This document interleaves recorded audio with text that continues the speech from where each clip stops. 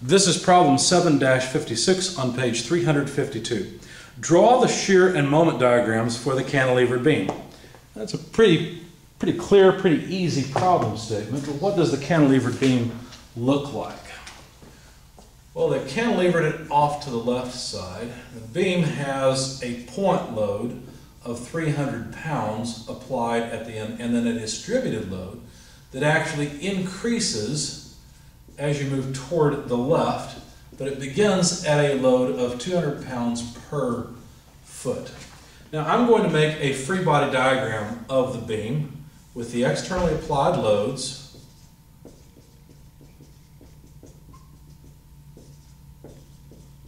and the reactions at what I will call point A. Okay? Well, I guess A would be in the center of the beam technically. But anyway, so we've got a reaction, a force reaction at A, and apparently a moment reaction at A as well. But that's the only support provided for the beam. If we sum forces in the vertical direction, we'll have RA minus 300. That takes care of those two. But then we need the distributed load.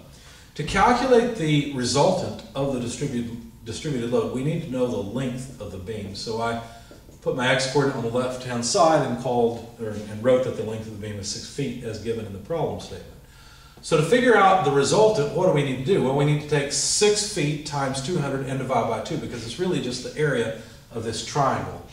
So 2 6s are 12, so 1200 divided by 2 would be 600. So let me just write it down.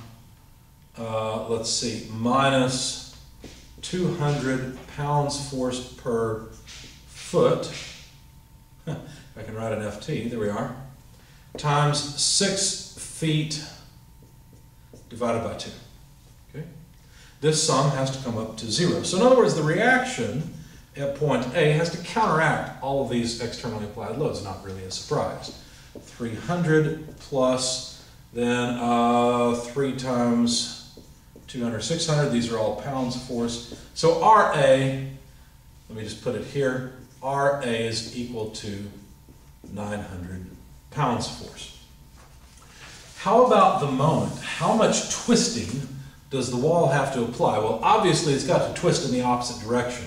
So I expect to get a negative number for this moment. So let's see what happens. Let's sum moments about point A, taking counterclockwise as positive.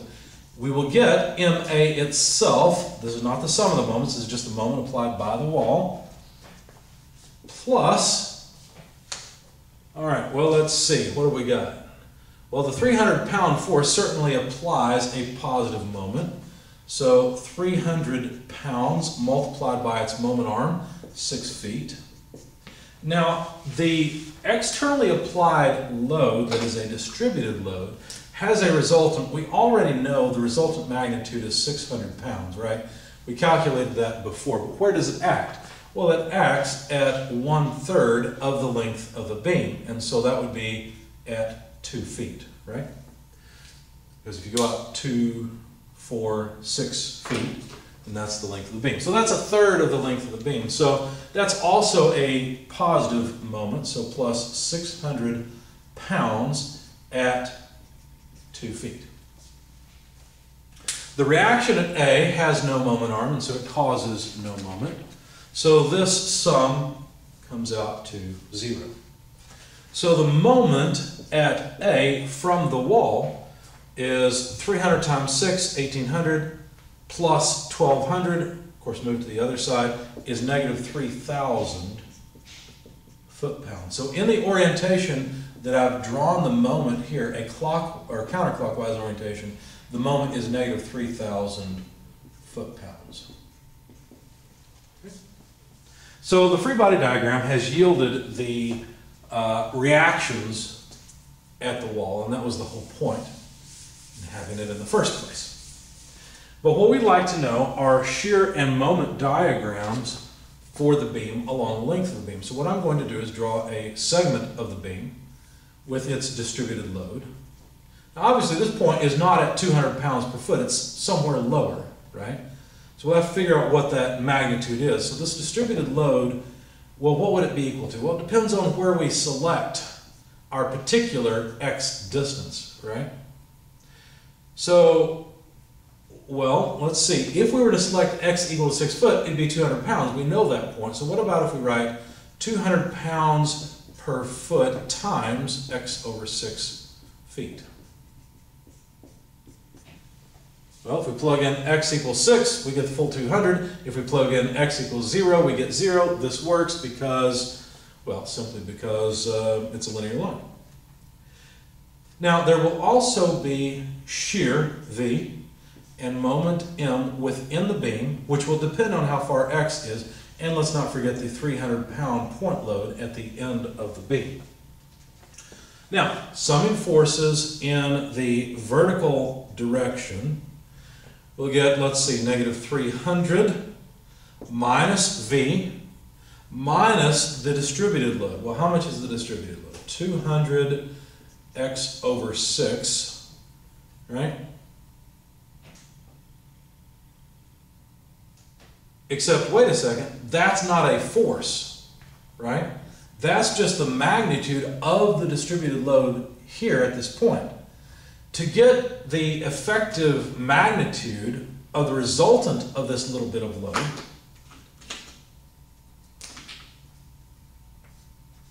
which it acts, again, 1/3 of the distance, well, 2/3 of x, really. To get the magnitude of that resultant, which is what we want here, not just the maximum distributed load, we will need to multiply by x, that'll give us the distributed load or the resultant of a uniform distributed load, but then divide by 2 because we've actually got a linearly increasing distributed load. So this sum should come out to 0. Now what that means to us is that the shear V is negative 300, pulling V to the other side, minus 200, well, I guess 100 over 6. We'll let the two 2's cancel.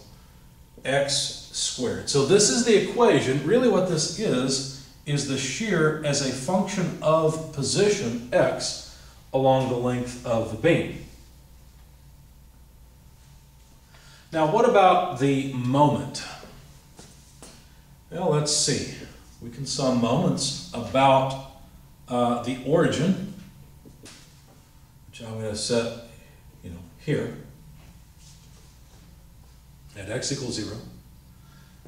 And if we do that, V causes a negative moment. So it's minus Vx. The moment within the beam is a positive moment because it is counterclockwise. That takes care of the internal loading in the beam. But we also need the moment of the 300-pound force. Well, that's easy. The 300-pound force acts right through the point where we're taking moment, so it has no moment arm. That won't appear in our equation, but the distributed load will. In fact, we need the magnitude of the resultant, which we had before. Notice that this was the magnitude of the resultant of that distributed load last time. And that will cause a negative moment, so we write negative 200x squared divided by 12. Or better yet, let's write 6 times 2. You'll see why here in a moment. That's just the resultant, and that acts at a position of 2/3 of x. So the reason for leaving that as a 2 is so we can cancel those two 2's. Okay? But that's it. There's nothing else. Now, I'm out of space, so what I'm going to do is just make a note that the shear as a function of position along the entire length of the beam, because notice as we move along the entire length of the beam, this shear equation works. So it was negative 300 minus 100 by 6x squared. And that way I can use this space above because I want to reserve that area for my shear and moment diagram. Anyway, so solving for the moment from this equation, all we need to do is take everything to the other side. So we've got Vx plus, let's see, what is this? 200 divided by 3 6's. Well, 3 6's are 18. And we've got, what, x cubed, right? But we're not really done yet because we have an equation for V, and that equation says V is negative 300 minus 100 by 6x squared. That's the V part times x. So plus 200, or I guess we could say 100 over 9. Maybe be sorry I did that in a minute. Just dividing both by 2, x squared. All right. Let's simplify this just a little bit further. So the x term is negative 300x. That takes care of that piece. And then we've got an x squared term, although I'm thinking we should have an x cubed term, and unfortunately I've erased. Oh, I made a mistake. Look at that. I copied x cubed as x squared. That was my mistake. There we go. I was thinking about the factor in front of it and canceling 2 and then made a mistake. So anyway, 300x from that term, and then we'll have minus 100 over 6x cubed from this term, plus 100 over 9x cubed. So all we need to do is combine those two fractions. If you do that, what you'll find is a negative 100 by 18 x cubed. Okay? You can see that, I guess, by putting 200 over 12. No, how about 300 over 18?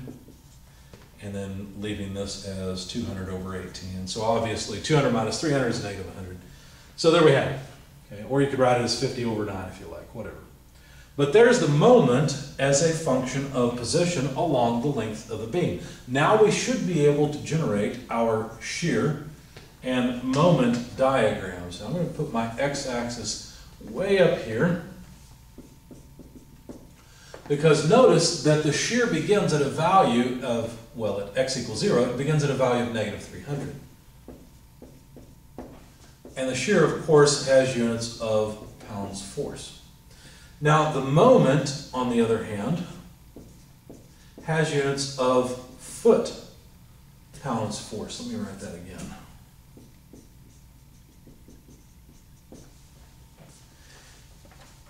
And I will also put the axis up here. Now, what I did in order to generate the curves was I actually plugged in multiple points. I plugged in points at 1 foot, 2 feet, 3 feet, 4 feet, 5 feet, and 6 feet. And so the moment evaluated at x equals 0, well, that's easy. That's just 0. But then all I did is I took 1 and plugged it in here. So 300 minus 100 over 6. And I didn't write down the values of all these displacements, but I do know that when I got to 6, it came out to negative 900 for the shear. Okay, so 6 times 6 is 36, divided by 6 is 6, so 6 times 100 is 600, so sure enough 300 and 600 are 900. So that was my final point. As I went along and calculated these, I was using graph paper, so it was fairly easy, but I basically ended up with a curve that looks something like that. It begins to drop off very rapidly at the end. And of course I had data points computed along the way, but I neglected to write down those numbers, so whatever they were, it ended up with a shape. And that's not a surprise. We should end up with a shape that is a parabola, right, because we've got an x squared term. But then, for the moment, I was a bit more careful and did note a bit more of the points. In fact, I ended up here at, well, let's see, so if you plug in x equals 6 here, where you end up is at negative 3,000 foot-pounds. And so I once again calculated the moment at all these positions, 1, 2, 3, 4, 5, and 6 feet, as we've already computed the 6 foot position. The moment begins at 0. That one's done. The end's done. But when I plugged x equal 1 in here, let's see, I'll have to be careful with the scale. In fact, I did make a scale here. I tried to break this up into thirds, something like that. So this is negative 1,000. This is just a scale so we can keep things hopefully close. So when I plugged in x equal 1, I got a moment of negative 305.5, so about there. and the 5 was a repeating number, and those are feet-pounds, okay? Or foot-pounds. When I plugged in x equal 2, I got negative 644.4 repeating foot-pounds, so right about there. When I plugged in x equal 3, I got about negative 1,000, well no, exactly, negative 1,050, and so that's right about there. When I plugged in x equal 4, I got negative 1,555.5 repeating, and I'm plugging all this into this equation. And then when I plugged in x equal 5, I got negative 2,194, so right about there. 0.4 repeating, which ends up being about there. And so the curve goes something like this. It is a third order curve. I'm not drawing it very well. Okay. It's not a parabola. It's a third order curve. And it represents the moment within the beam as a function of position. But what's really important is we've got the equation for the moment and the shear as a function of position along the length of the beam. Notice that at the end we end up at 3,000, which is exactly what we expect. The wall has to provide that 3,000 foot-pounds in order to keep the beam in equilibrium. Also, we end up with 900 at the end. You might look at this and say, well, wait a second. I see that we end up with a moment of negative 3,000. This is negative 3,000. We've got negative 900 shear here, but we've got positive 900 shear. What's going on between these two? Why don't these two agree? Well, they don't agree because we're using two different coordinate systems. We assumed that shear down on the right-hand face and moment counterclockwise are positive things. So there is a sign convention associated with the shear and moment that is separate from the sign that goes with our diagram. And so this is a positive 900 because it points in the positive y direction, but it's a negative 900 because within the beam, the shear is actually pushing upward, right? That's the opposite direction. This is actually consistent. Once we get just before this point, the shear is actually pushing up on the rest of the beam with 900 pounds force, and then finally the reaction at the wall takes over and the shear in the beam goes to 0. So hopefully that makes some sense.